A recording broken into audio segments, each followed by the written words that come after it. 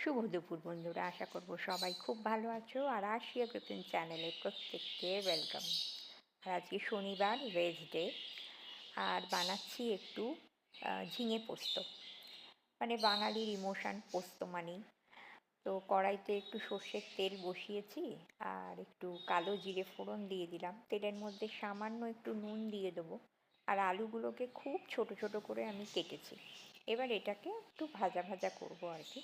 আলুটা একটু সামান্য যখন হয়ে যাবে, তখন এর মধ্যে ঝিঙেটা দিয়ে দেবো।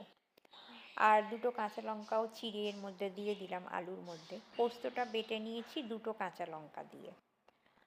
তো ঝিঙেটা দিয়েও একটু ভাজা ভাজা করব। তবে ঝিঙের মধ্যে আমি একটু সামান্য মানে লাল লঙ্কার গুঁড়ো, মানে ঝাল লঙ্কার গুঁড়ো দেবো।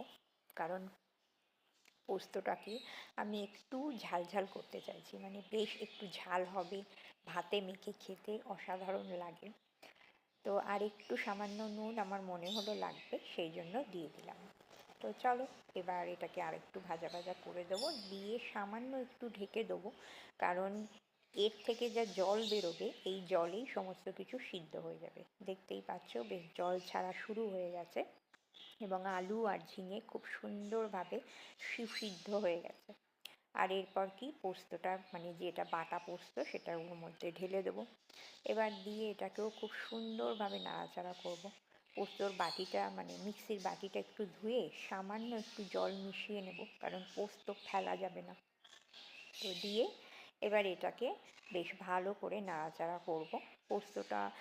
পোস্তর যে কাঁচা গন্ধটা, সেটা একটু কাটবে।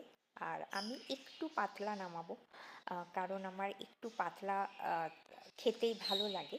তবে এটা আলটিমেটলি একটু জমাট বেঁধে যাবেই। তো চলো, পোস্ত কিন্তু রেডি। আর নামানোর আগে অবশ্যই কিন্তু বেশ খানিকটা কাঁচা সর্ষের তেল দিতেই হয়। গরম গরম ভাতে এই ঝিঙে পোস্ত জাস্ট ফাটাফাটি। মানে এক থালা ভাত খাওয়া হয়ে যাবে, আমার তো হয়ে যাবে। তো গ্যাস বন্ধ করে ঢাকা দিয়ে রাখবো, আর তারপরে খাবো। এই তো আপাতত।